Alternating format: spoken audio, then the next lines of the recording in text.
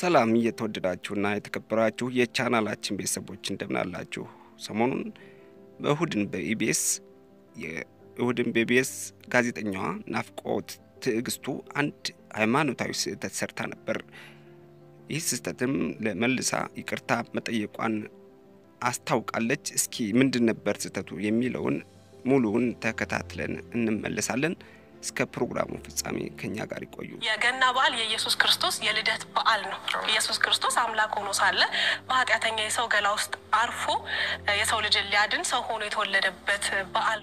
እንግዲህ የተወደዳችሁና የተከበራችሁ የቻናላችን ቤተሰቦች አሁን እቺ አርቲስት ናፍቆት ትዕግስቱ የሰራችው ስህተት ያልገባው ሊኖር ይችላል። ነገር ግን ሃይማኖታዊ ትርጉሙ ሲፈታ ወይም ያለችው ቃል ታወቅ ሊሆን ይችላል። ነገር ግን ይህ በግልጽ ትርጉሙን ላላወቀ ወይም አማርኛው ቃላቱ ላልገባው በኢየሱስ ክርስቶስ ውስጥ ያለችው በኃጢአተኛ ስጋ ተወልዶ ወይም ለብሶ ባለው ምክንያቱም በእነዚህ ያው ቅዱሳን ለማለት ፈልጋ እንደሆነ መታሰብ አለበት ተብሎ ይገመታል። ማለትም በኃጢአተኛ ገላ ውስጥ ነው ያለች እና ስለዚህ ማርያምን በኃጢአተኛ እንደማለት ተቆጥሮ ያው ሰው በስህተት ቆጥሮባት ብዙ የሶሻል ሚዲያ ላይ መዛበቻ ሆኖ ነበር እና ይህንን ተከትሎ በውስጧ ይህን ነገር እንዳላሰበችና እጅግ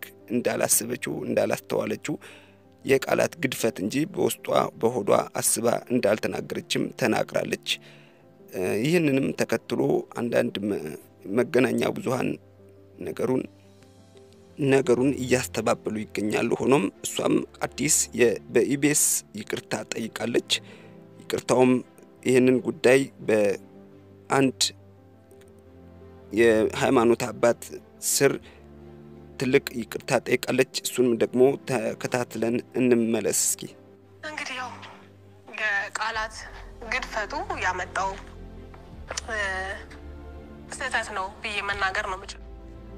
እኛም ይቅርታ ጠይቃለሁ የቴሌቪዥን ፕሮግራም አቅራቢዋ ናፍቆት ትዕግስት ይቅርታ ጠይቃለች ብለን አጠናክረናል። የገና በዓል ምክንያት በማድረግ በተዘጋጀው የእሁድን በኢቢኤስ ፕሮግራም ላይ የተናገረችው ንግግር የሃይማኖታዊ ተከታይ ይቅርታ የሚያስጠይቅ ነው ብላለች። ኦርቶዶክስ መምህር የሆነው መምህር ዶክተር ዘነበ ለማኒ ይዛ ነው ህዝቡን ይቅርታ የጠየቀችው ብሏል።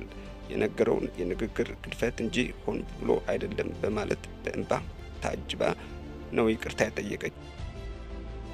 በጣም ይቅርታ ያስከፋችሁ ሰዎች፣ የተቆጣችሁ ሰዎች በጣም በመጨረሻም መምህር ዘነበ ለማ ይህንን ብለዋል። እግዚአብሔር ይጠብቅሽ ይባርክሽ በማህፀንሽ ያለውን ፍሬ ይጠብቅልሽ ብሏል። ጋዜጠኛ ናፍቆት የ6 ወር ነፍሰ ጡር ስለሆነች ነው አትፍረዱበትም ብሏል።